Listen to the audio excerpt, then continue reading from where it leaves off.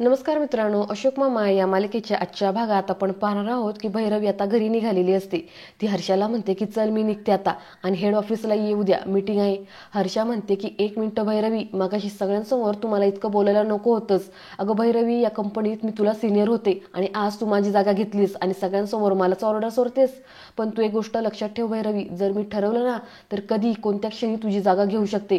कारण आपण इक्वली आहोत, equally I mean qualification wise, experience wise. आणि तूच कशी इथपर्यंत पोचलीस ना ते काय मला माहिती नाही. तर भैरवी म्हणते की मेरिटवर हर्षा. तर हर्षा रागातच म्हणते की merit my foot, it's not merit, it's your luck. अगं नशिबाच्या जोरावर तू इथपर्यंत पोचलीस. भैरवी म्हणते की ऑफकोर्स मी ते डिनाय नाही करते, पण कसं आहे ना हर्षा, नशीब त्यांना सपोर्ट करतं जे मेहनत करतात. पुढे ती म्हणते की मला ना वाईट वाटतंय ग, तू माझ्या जागी नाहीस ते, पण खरंच आत्ता मी ज्या जागी आहे ना तिथे माझं बरं चाललंय आणि ही जागा मी तुला कधीच घेऊन देणार नाही. मला वाटलं होतं की आपण खूप छान मैत्रिणी आहोत, आपल्यामध्ये जेलसी वगैरे काही नाहीये, बट वाव, तू मला प्रूव्ह केलंस की मी रॉंग होते ते. हर्षा म्हणते की भैरवी, जिथे पैसा आणि करिअर असतं ना तिथे मैत्री काही कामाची नसते. तर भैरवी म्हणते, खरं सांगू, माझ्या बहिणींच्या मुलांच्या भविष्याचा प्रश्न आहे, नाहीतर ही जागा मी तुला अशी सहज दिली असती. पण त्यांची माझ्यावरती जबाबदारी आहे ना, आणि ती मला पूर्णपणे पार पाडायची. हर्षा म्हणते, अगं भैरवी, पण तुझ्या घरातले सासरे, तुझा नवरा दोन दोन कमवते पुरुष आहेत. अगं पण ते तर एफिशियंट नाही आहेत ना, मी तर विसरलेच होते, असं म्हणून ते हसू लागते. तर भैरवी तिला म्हणते की माइंड युअर लँग्वेज हर्षा, तुझी हिंमतच कशी झाली हे असलं सगळं बोलायची. हर्षा म्हणते, अगं भैरवी, तुझा पगार त्यांच्यापेक्षा दुप्पट आहे, दुप्पट काय तिप्पट आहे, त्याच्यामुळेच तुझं कौतुक करतात, बाकी काही नाही. भैरवी म्हणते की फॉर्च्युनेटली आमच्याकडे तसं नाही आहे हर्षा, सगळ्याच गोष्टी पैशाने मोजल्या जात नाही. हर्षा म्हणते, कळेल तुला भैरवी, तू खूप इनोसेंट आहेस ग, तुला वेळ आली ना की सगळ्या गोष्टी कळतील की सगळ्याच गोष्टी ह्या पैशानेच मोजल्या जातात. ज्या दिवशी तुझा नवरा तुझ्या पगारावरून इन्सिक्युअर फील करेल ना त्यावेळेस तुला कळेल. आणि ऑफकोर्स तेव्हा तू काही मला हे सांगायला येणार नाही, पण एक दिवस नक्की असा येईल आणि तेव्हा तू गिल्टी फील करशील, समजलं. असं म्हणून आता रागातच हर्षा तिथून निघून जाते. बहुतेक सिरियल आता ह्या ट्रॅकवरती येईल की नवरा जरी कमी पैसे कमवत असला बायकोपेक्षा, तरी सुद्धा ह्या गोष्टीकडे पॉझिटिव्ह नजरेने पाहावं, असा काहीतरी संदेश आता देण्याचा प्रयत्न करतील. असो, चांगलंय. तर पुढे आता तर इकडे घरी आता अनिश इरा ईशानसाठी नाश्ता करून देतो आणि म्हणतो की हे खाऊन घ्या पटकेनी, मी तोपर्यंत माझं काम करतो. इरा ईशानला म्हणते की ईशान, आज मी तुझा अभ्यास घेणार, मॅथचा मी अभ्यास घेणार आहे. ईशान म्हणतो की मॅथचा अभ्यास तू आणि माझा घेणार आहेस, म्हणजे मी मेलो. असं म्हणून तो डोक्यावरती हात मारतो. तर इरा म्हणते, गपचूप खा. तर दुसरीकडे आपण असं पाहतो की ईश्वर काका आणि अशोक मामा दोघं जण पार्टी करायला बसतात. ईश्वर काका ईशानबद्दलची चौकशी करतात, त्याचबरोबर अशोक मामाला म्हणतात, आणि तुझ्या तो ऑफिसमधला प्रॉब्लेम झाला का रे सॉल्व. तर अशोक मामा म्हणतात की हो रे, आमची सूनबाई आहे ना भैरवी, तिने सगळा काही प्रॉब्लेम 1 मिनिटात सॉल्व्ह करून टाकला. तर यावरती ईश्वर काका हसतात आणि म्हणतात की अरे वा, क्या बात आहे, यावरती तर सेलिब्रेशन व्हायलाच हवं. असं म्हणत हातामध्ये बॉटल घेतात. अशोक मामा म्हणतात, हे बरं आहे, तू दारू ढोसायची आणि मी तुझी बडबड ऐकत बसायची. तितक्या तिथे आता तुषार येतो आणि तो फारच रागात ईश्वर काकांना म्हणतो की बाबा काय चाललंय, मी तुम्हाला म्हटलं होतं ना माझं जेवण गरम करा, मी तुम्हाला सांगितलं होतं ना मला बाहेर जायचंय, आता मला उशीर होतोय. तर आता हे ऐकून अशोक मामांना मात्र जरा धक्काच बसतो. तर आता ईश्वर काका तोंडावरती बळच हसू आणत म्हणतात की विसरलो, ते काय झालं ना, अरे खूप दिवसांनी अशोकाला ना त्या गप्पांच्या नादामध्ये राहून गेलं. तर तुषार रागातच म्हणतो की आधी माझं जेवण गरम करा, ते गप्पा वगैरे नंतर मारा. अशोक मामा म्हणतात की अरे बाळा, मी करतो ना गरम, एवढं काय त्याच्यामध्ये. तुषार म्हणतो की नाही काका, तुम्ही कशाला करताय, अहो तुम्ही काय रोज रोज येणार आहात का, पण ह्यांना कळायला नको का. अहो हल्ली ना छोट्या छोट्या गोष्टी विसरायला लागलेत बाबा, वैताग आलाय मला. बोलायला गेलो तर लगेच म्हणतात की मी विसरलो, लक्षातच नाही राहिलं. अहो काय चाललंय हे बाबा, असं तो रागातच ईश्वर काकांना म्हणतो. आता अशोक मामा म्हणतात, अरे काय, आता त्यांचं वय झालं ना, आपणच समजून घेतलं पाहिजे. तर तुषार म्हणतो की अहो काका, अजून किती समजून घ्यायचं मी. तर आता अशोक मामा मात्र चांगले संतापतात आणि रागातच म्हणतात की गेली 32 वर्ष तो तुला समजून घेतोय, तेही रोज, अजून किती समजून घ्यायचं, आणि हिशोब करायचा राहिला ना तर तो मलाही करता येतो. आता असं म्हटल्यावर ती जरा तुषार घाबरतो आणि म्हणतो की नाही, मला तसं म्हणायचं नव्हतं. अशोक मामा रागातच म्हणतात, हेच हेच तुला जे म्हणायचं नव्हतं ना ते तू बोलून गेलास, याचा असा अर्थ आहे की तुला तुझ्यावरती ताबा नाहीये. एक गोष्ट लक्षात ठेव, शब्दाने केलेल्या जखमा कधी भरून निघत नाही, त्याला वेळेवरच आवर घाल. तर आता तुषार काही बोलणार तर ईश्वर काका म्हणतात की बस बस, हा विषय आपण इथंच थांबूया, मी आलोच जेवण गरम करून. असं म्हणत आता ईश्वर काका आतमध्ये निघून जातात. तुषार पण आता काही न बोलता मान खाली घालतो आणि आतमध्ये निघून जातो. त्यानंतर आता आपण इकडे असं पाहतो की अनिश त्याचं ऑफिसमधलं काम करत बसलेला असतो.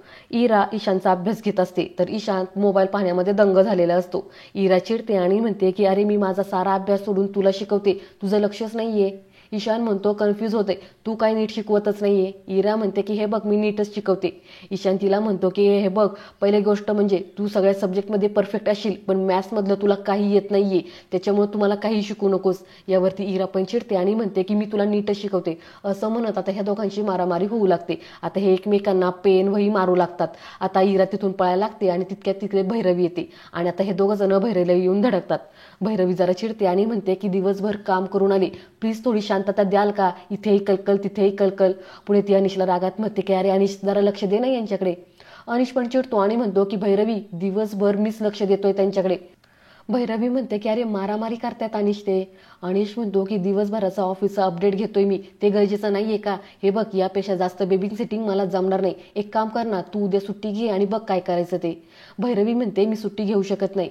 अनिश चिडतो आणि म्हणतो की आणि मी सुट्टी घेऊ शकतो का, कारण मी फडतूस जॉब करतोय नाही का. आता भैरवी चिडते आणि म्हणते की हे मी असं म्हटलेलं नाहीये तुला. अनिश सुद्धा चिडून म्हणतो की म्हणायची काय गरज आहे, सगळं माहितीये मला, तू ऑफिसची बॉस आहेस, मी काय साधा एम्प्लॉई आहे, मी ऑफिसला गेलो काय नाही गेलो काय कोणाला फरक पडतोय. तर भैरवी म्हणते की हे बघ मी तुला परत एकदा सांगते, माझ्या म्हणण्याचा असा अर्थ नव्हता, मला फक्त एवढंच म्हणायचं होतं की नवीन प्रोजेक्ट सुरू आहे आमचा आणि त्यामुळं मला सुट्टी घेता येणार नाही.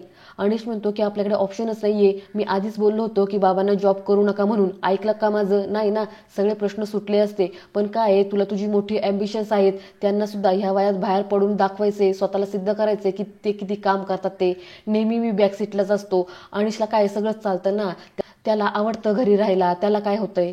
तर भैरवी म्हणते की अरे अनिश कशाला स्वतःला असं विक्टम असल्यासारखं दाखवतोयस, आई जे म्हणत होती ना तुझी सारखी चिडचिड होती आजकाल ते हेच. अनिश म्हणतो की पण यावेळेस माझं काही चुकत नाहीये, दिवसभर मी मुलांना सांभाळले, घरातली सगळं काही कामं केलेली आहेत आणि हे मी सारखं करू शकणार नाही, please don't me take a granted. असं म्हणून रागातच अनिश तिथून निघून जातो. आता हे ऐकून इरा आणि ईशानला सुद्धा फार वाईट वाटतं. भैरवी म्हणते की जा तुम्ही अभ्यास करा. तर इकडे आता अशोक मामा ईश्वर काकांना म्हणतात की ईश्वरा हा असा बोलतो तुझ्याशी, मला आधी तू सांगितलं नाही. तर ईश्वर काका म्हणतात जाऊ दे रे, आपलेच दात आणि आपले सोट, काय आहे ना, एकटेपणा असतो ना अशोक, तो प्रत्येकाला झेपेलच असं नसतं ना. आता बघ ना, उर्मिलाची आई आजारी आहे म्हणून ती तिच्या गावाला निघून गेली आणि तुषारचं आणि शैफालीचं पटत नाही म्हणून ती माहेरी निघून गेली. पण आतून तुषारला हे अजिबात पटलेलं नाहीये, त्याला सहनच झालेलं नाहीये. तर अशोक मामा म्हणतात आई पण त्याचं प्रेम नाहीये असं तू म्हणतोस ना. ईश्वर काका म्हणतात नाहीच आहे प्रेम, प्रेम नाहीच आहे, पण हा पुरुष अहंकार, त्याचं काय करायचं, तो वरवर दाखवतोय की त्याला काहीच वाटत नाहीये, अगदी सगळं काही छान चाललंय, पण तसं नाहीये, आतून त्यालाही वाईट वाटलेलं आहे, त्यालाही त्रास होतोय एकटेपणाचा, हेच खरंय. तर अशोक मामा म्हणतात अरे मग म्हणून काय त्याने तुझ्यावर चिडचिड करायची का, तुला बोलायचं का, हे बरोबर नाहीये. ईश्वर काका म्हणतात जाऊ दे रे, रोजचं मरणं त्याला कोण रडतंय, हल्ली नेहमीच त्याची चिडचिड वाढली, एवढं खरं आहे. तर अशोक मामा म्हणतात अरे प्रत्येक संसारात चिडचिड होत असते, आपण आपापसात ते समजून घेतलं पाहिजे. आता अनिश आणि भैरवी यांच्या सुद्धा चुका झालेल्या आहेत, कटकट करतात, पण शेवटी ते स्वतः समजून घेतात, जवळ येतात. आयुष्यात हेच व्हायला हवं, हे सगळ्यात जास्त महत्त्वाचं आहे. त्यानंतर आता इरा तिचा अभ्यास करत बसलेली असते, तिला जरा ईशानचा रागच आलेला असतो. ईशान येतो आणि म्हणतो की इरू सॉरी, तू घे ना ग माझा मॅथचा अभ्यास, मी देईल लक्ष. इरा म्हणते की मला नाही घ्यायचा तुझा अभ्यास, जा. ईशान म्हणतो अगं इरा प्लीज, तुला माहितीये ना मी रागावलो की किती डंबोसारखा वागतो ते, प्लीज घे ना माझा अभ्यास. इरा म्हणते की ईशान मला नाही घ्यायचा तुझा अभ्यास, जा ना प्लीज. तर आता ईशान नाराज होऊन सोप्यावरती बसतो. भैरवी पुढे येते आणि ईशानला म्हणते की दे बुक माझ्याकडे, मी घेते अभ्यास. ईशान म्हणतो की नाही नको, राहू दे माऊ, तू आत्ताच आलीस ना ऑफिसवरून, तू रेस्ट कर. भैरवी म्हणते अरे रेस्ट काय, उद्या एक्झाम आहे ना तुझी, दे इकडे बुक. असं म्हणून भैरवी ईशानचा अभ्यास घेऊ लागते. तितक्यात भैरवीला तिच्या ऑफिसमधून तिच्या बॉसचा फोन येतो, मेहता साहेबांचा. आता भैरवी तो फोन रिसीव्ह करते आणि थोडी बोलायला बाजूला जाते. आता बोलता बोलता ती तिथून निघून जाते. ईशान तसाच बसतो. इरा उठते आणि म्हणते की दे, मी शिकवते. ईशान म्हणतो की नाही राहू दे, तू रागवली होतीस ना माझ्यावर. इरा म्हणते की ईशान मी जर तुला शिकवलं नाही ना तर तू फेल होशील आणि ते मला आवडणार नाही, चल दे. असं म्हणून आता इरा ईशानचा अभ्यास घेऊ लागते. मित्रांनो, या इराचं कॅरेक्टर ना खूप समजूतदारपणाचं दाखवलेलं आहे, म्हणजे अगदीच मोठ्या माणसासारखं नाही, पण तिचं बालपण जपत जो काही समजूतदारपणा दाखवते, जी काही ऍक्टिंग करते ना ती खरंच खूप सुंदर आहे. मला ही इरा फार आवडते. ईशान सुद्धा छानच आहे, पण ते म्हणतात ना की मुली जरा जास्त समजूतदार असतात, त्या लवकर मोठ्या होतात, त्याचा कुठेतरी टच ह्या कॅरेक्टरमध्ये दिसतो. त्यानंतर आता अनिश हा जिन्यात बसून ऑफिसच्या कामाबद्दल फोनवरती बोलत असतो. आता फोन कट झाल्यानंतर तिथे अशोक मामा येतात आणि म्हणतात, काय मग कसा गेला दिवस, केली ना मज्जा, आराम केला असशील, नाहीतर घोड्यासारखा असा लोळत पडला असतील दिवसभर, असं म्हणून जरा हसू लागतात.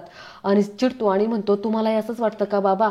अहो बाबा, मला हाऊस नाही दिवसभर घरात बसून राहायची, ऑप्शनच नव्हता म्हणून घरात बसलो. अशोक मामा म्हणतात, अरे मी सहज गमती गमतीत बोललो.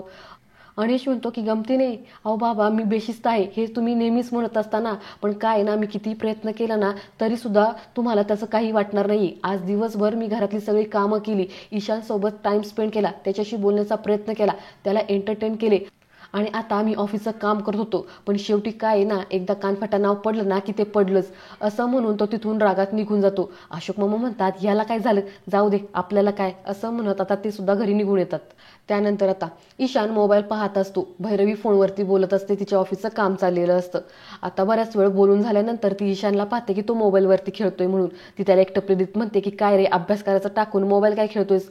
ईशान म्हणतो की आता आजोबा बोलले ना की अभ्यास ठेवून द्या, जेवायची वेळ झालीये. भैरवी म्हणते की अरे देवा, ते तर राहीलच ना, असं म्हणत अशोक मामांना मदत करायला आत जायला लागते. अनिश खुचकपणे तिला म्हणतो की गेल्या 1.5 तासापासून तू फोनवरच बोलतीस, कसं लक्षात राहील? भैरवी मात्र त्याच्याकडे दुर्लक्ष करते आणि आतमध्ये जाऊन अशोक मामांना म्हणते की बाबा द्या, मी तुम्हाला मदत करते. अशोक मामा म्हणतात, तुझं सगळं काम झालंय का? भैरवी म्हणते की हो, फक्त एक मेल करायचा बाकी आहे.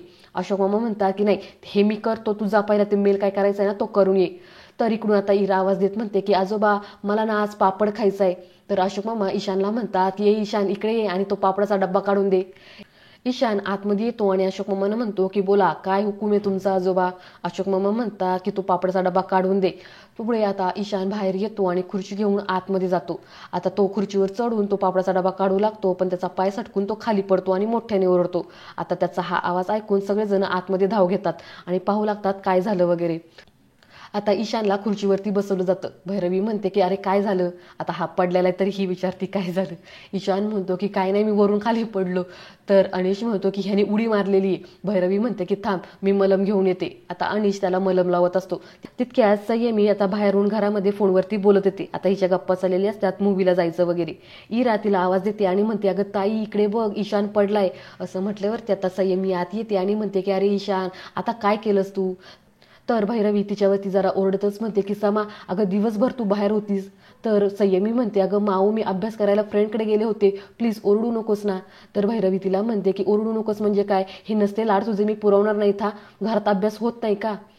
तर इरा म्हणते की अगं माऊ, तू सेम ना मम्मासारखं बोलली, मम्मा असती ना तर ती पण अशीच बोलली असते. भैरवी म्हणते की हो, मी तुमची मम्माच आहे.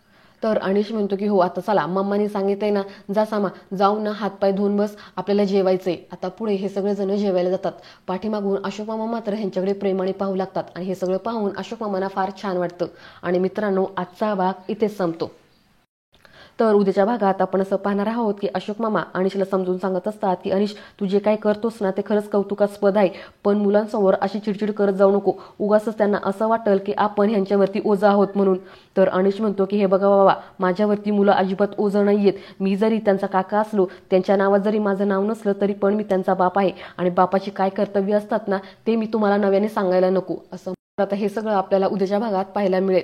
आजचा भाग तुम्हाला कसा वाटला ते मला कमेंटद्वारे नक्की कळवा आणि उद्याचा भाग पाहण्यासाठी चॅनलला सबस्क्राईब करा. धन्यवाद.